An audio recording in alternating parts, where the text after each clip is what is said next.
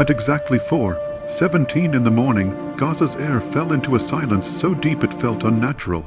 Not the usual uneasy quiet of a war zone, but an absence of sound itself. No drones humming, no distant artillery rumbling, no barking dogs, no whispered voices or generator coughs. For 7 minutes, Gaza seemed to lose its heartbeat. The morning had begun like any other. Families waking before dawn prayer, journalists preparing reports, doctors halfway through emergency shifts. Then the silence came, swallowing everything, like someone had pressed mute on the city itself. No alerts sounded, no bombs fell, but something invisible had begun. No one knew it yet, but live recordings around the world would later show something impossible. Gaza had vanished. At a satellite monitoring station in southern Europe, technician Elena Marovic was tracking civilian UAV feeds across conflict zones. Gaza was always blinking with movement, tiny digital dots representing heat signatures, vehicles, humans, hospitals running hot throughout the night. Then it happened. All markers went dark at once, not blurred, not scrambled, gone. Elena leaned forward, thinking it was a software crash, but her second screen completely independent, showed the same thing, an empty coastal strip where Gaza should be. She refreshed the feed. Still nothing. She radioed a supervisor. "Sir, Gaza just lost all thermal readings. Maybe power failure," he said. Elena shook her head. "There are over 50 generators online. Hospitals never fully go dark." Then check satellite pass. Already had. There was no image where Gaza should be. While the world lost Gaza on screens, life inside the city also felt wrong. People who stepped outside that morning noticed odd signs. The ocean looked still, as if frozen mid-wave. Vehicle horns echoed but never finished their sound. Radio stations broadcast only static.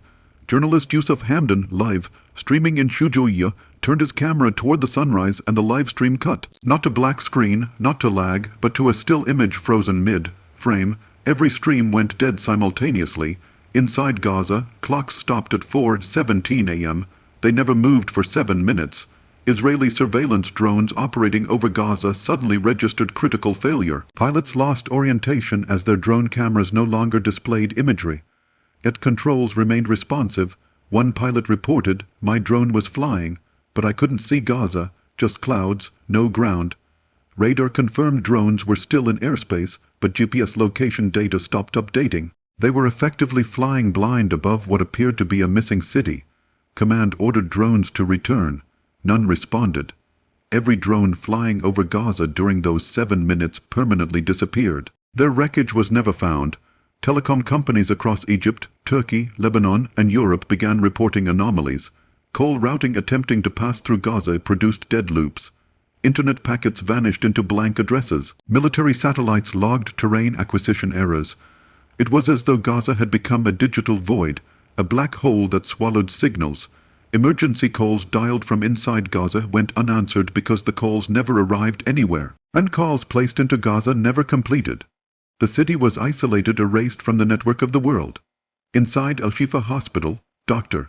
Samira called was performing emergency surgery when the patient flatlined. No monitors beeped, not because the heart stopped but because the machines shut off.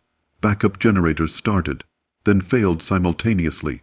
She shouted for assistance, and her own voice came back delayed, echoing like a sound bouncing off empty walls. A nurse screamed, "Something's wrong with sound." They clapped. No echo returned.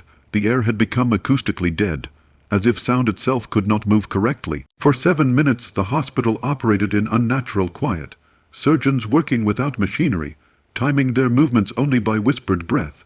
In Rafah, an elderly imam climbed the minaret to call for prayer, something he had done every day for 4 decades. He inhaled, then shouted the opening words, and just as he began, he heard nothing echo back. The call vanished into the air. People down below heard his lips move, but never heard the words. Witnesses swore that the sound of his voice disappeared before leaving his mouth. For 7 minutes, no external sound traveled more than a few feet. Astronomy stations monitoring atmospheric distortion reported massive anomalies over Gaza that morning, light bending without explanation. Min capture frames taken at 4:17-4:24 a.m.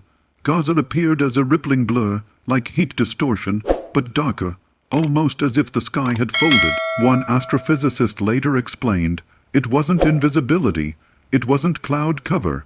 We observed what resembled spatial lensing, something bending light locally.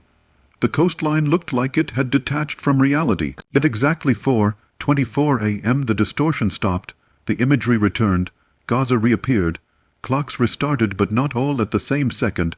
Some resumed at 4:24:07, others at 4:24:11, most at 4:24:09, like the city re-entered time unevenly. Cell phones regained signal and lit up with missed calls rushed in simultaneously.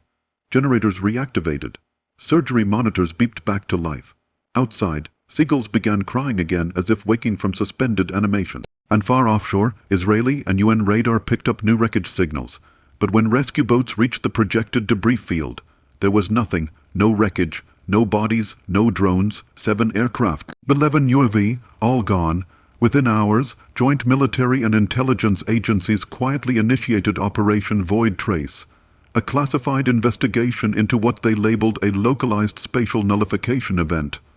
Every civilian satellite image taken during the 7 minutes was seized. Journalists who reported the blackout received takedown notices for fabricated content. Yusuf Hamdan, whose stream froze, uploaded the footage hours later. The video vanished within minutes. His account was suspended. 2 days later, Yusuf disappeared. His family received no explanation. Weeks later, civilians across Gaza reported a strange sensation experienced during the blackout. Sudden dizziness, feeling of falling, sensation of weightlessness, heart pounding, not fear but disorientation. Some claimed they briefly perceived another Gaza, layered on top of their own, buildings mirrored, streets duplicated, like overlapping images. No scientific explanation ever accounted for mass shared hallucinations. Medical scans found nothing abnormal, but psychologists called it the overlap effect.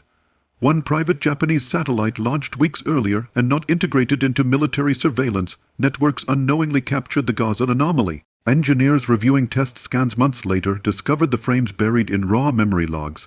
What they found horrified them. For 6 minutes and 43 seconds, Gaza was not present, not distorted, physically, not visible at all. The sea flowed uninterrupted where the shoreline should have been.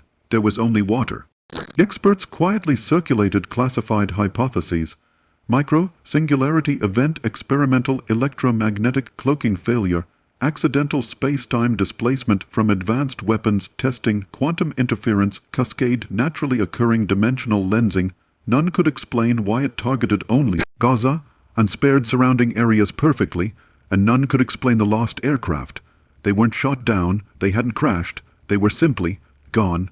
If Gaza disappeared for 7 minutes, where did it go? No radiation spike occurred, no anomaly remained, no survivors reported abductions. Time erased it, gently returned it, but took something with it. Military files on Operation Void Trace were fully sealed. No public government ever acknowledged the blackout, and journalists learned to stop asking. Only one piece of proof remains online.